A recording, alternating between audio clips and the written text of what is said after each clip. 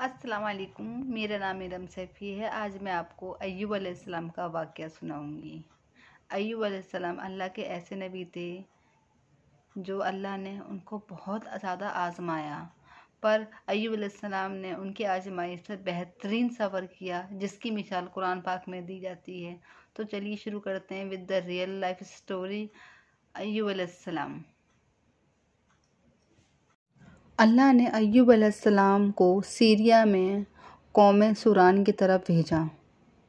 ایوب علیہ السلام بہت زیادہ مالدار تھے۔ اللہ نے ان کو بہت زیادہ نعمتوں سے نوازا تھا۔ ان کے پاس لاتعداد نوکر چاکر اور بھیڑ بکریاں تھیں۔ وہ بے حد زیادہ مالدار تھے اس زمانے میں۔ ایوب علیہ السلام کے ساتھ بے حد زمین اور جائیداد تھی۔ ایوب علیہ السلام اس ٹائم کاروبار کرتے تھے تو ان کا بزنس جگہ جگہ پھیلا ہوا تھا۔ ایوب علیہ السلام کو اللہ تعالیٰ نے بہت ساری اولادوں سے نوازا، جس میں ان کی 7 بیٹیاں تھیں اور 7 بیٹے تھے۔ خود بھی بہت طاقتور اور حسین اور جمیل تھے۔ ظاہر سی بات ہے، اتنے حسین اور جمیل انسان کے ہر کوئی دوست بننا چاہتا ہے، اس لیے ان کے دوست بھی کافی سارے تھے۔ ہر کوئی حضرت ایوب علیہ السلام سے دوستی رکھنا چاہتا تھا۔ روح زمین پر ایوب علیہ السلام سب سے مال و مال شخص تھے۔ پھر اللہ نے ایوب علیہ السلام کو آزمانا چاہا تاکہ آگے آنے والے لوگوں کے لیے وہ صبر کی مثال بنے۔ پھر ایوب علیہ السلام کا صبر اور آزمائش کا وقت شروع ہو گیا۔ ایوب علیہ السلام کے سارا کاروبار بند ہو گیا۔ جتنے بھی کاروبار تھے سارے کاروبار بند ہو گئے اور سارا مال ختم ہو گیا۔ یہاں تک کہ ان کی اولاد بھی ان کے سامنے فوت ہو چکی تھی اور خود فقیر کی حالت میں ہو گئے تھے۔ اولاد کا کھو جانا بہت بڑا غم تھا، اور اس کی 7 بیٹی 7 بیٹے 14 لوگ سارے لوگ فوت ہو گئے اور خود کی حالت ایک دم فقیر جیسی ہو گئی، اور جانور اور مویشی ہلاک ہو گئے اور خود کی صحت بھی چھین لی گئی تھی، اور وہ شدید مرض اور بیماری میں رہنے لگے۔ مرض اس قدر بڑھ گیا کہ وہ چلنے پھرنے کی حالت میں بھی نہ رہے اور پورا شریر ان کو مرض سے گھر گیا۔ حالت اس قدر خراب ہو گئی کہ پوری باڈی پیرالائزڈ ہو گئی اور چلنے پھرنے کی صلاحیت بھی نہیں رہی، اور ان کی سارے باڈی کے اندر کے مسلز گھلنے لگے۔ ایوب علیہ السلام کی آزمائش کی انتہا ہو گئی اور ان کے سارے دوستوں نے ملنا چھوڑ دیا۔ ان کو اس بات کا خوف تھا کہ یہ بیماری کہیں پھیلنے والی نہ ہو اور ان سے یہ بیماری ہم کو نہ لگ جائے، تبھی سارے دوستوں نے ان کا ملنا چھوڑ دیا۔ یہاں تک کہ سارے رشتہ داروں نے بھی ساتھ چھوڑ دیا، بس ان کے ساتھ ان کی بیوی رہ گئیں جو بہت خدمت کرتی تھیں۔ وہ ایک وفادار بیوی تھی اور ان کو کھلاتی پلاتی نہلاتی اور ان کی خدمت کرتی تھیں۔ نوبت یہاں تک آ چکی تھی کہ کھانے پینے کے لیے کچھ باقی نہ رہا، گھر کا سارا سامان ختم ہو گیا، کچھ بھی بیچنے کے لیے نہیں رہا۔ تبھی ان کی بیوی نے لوگوں کے گھروں میں کام کرنا شروع کر دیا تاکہ کچھ کھانے پینے کے لیے پیسے کر سکیں اور اپنی شوہر کے کھانے اور دوائیوں کے پیسے کچھ کر سکیں۔ اب یہ آزمائش 1 یا 2 یا 3 مہینے کی نہیں رہی، پورے 12 سال تک رہی۔ ایک روایت میں یہ بھی کہا جاتا ہے کہ یہ بیماری ان کو 18 سال تک رہی۔ اللہ اکبر! پر ایوب علیہ السلام نے شکوہ تک نہ کرا۔ تبھی ان کی بیوی نے کہا کہ آپ تو اللہ کے نبی ہو، تو آپ اللہ سے دعا کیوں نہیں کرتے؟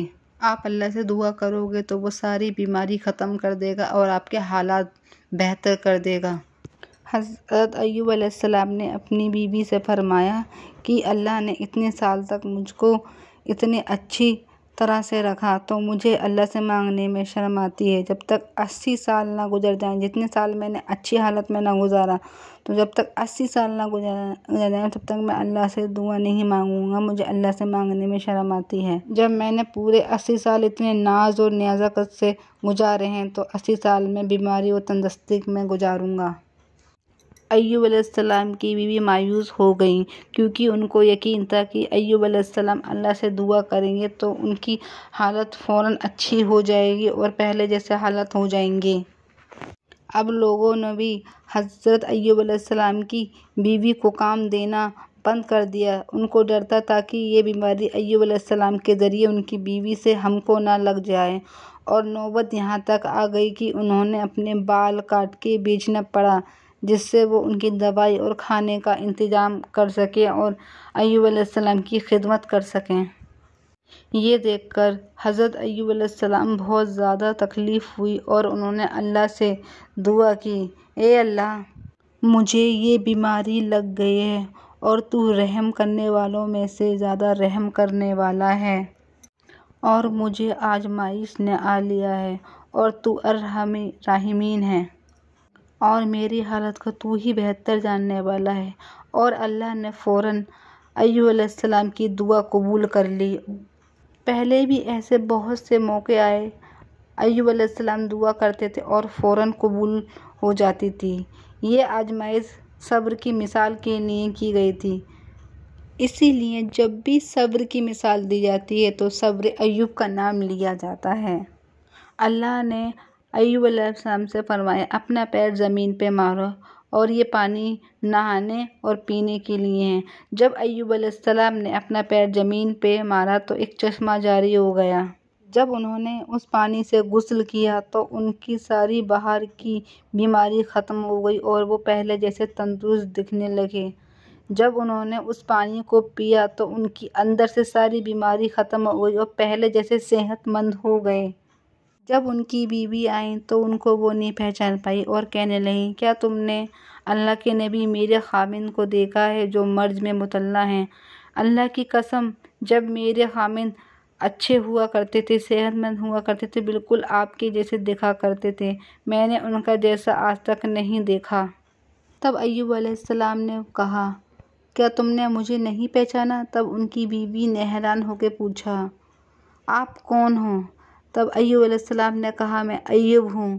تو ان کی بیوی نے کہا، سبحان اللہ، اس کا مطلب اللہ نے تمہاری بیماری ختم کر دی اور آزمائش بھی ختم کر دی، اور ہم پر اللہ کا احسان ہو گیا۔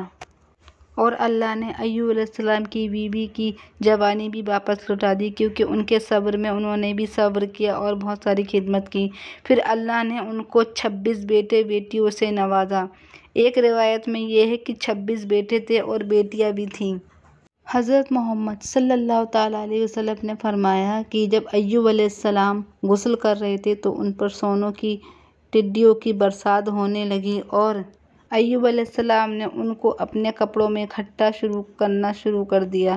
تب اللہ نے فرمایا، اے ایوب، کیا میں نے تجھے نیا مالدار نہیں بنا دیا اور اس نئے نازل ہونے والے مار سے تجھے پرواہ نہیں کر دیا؟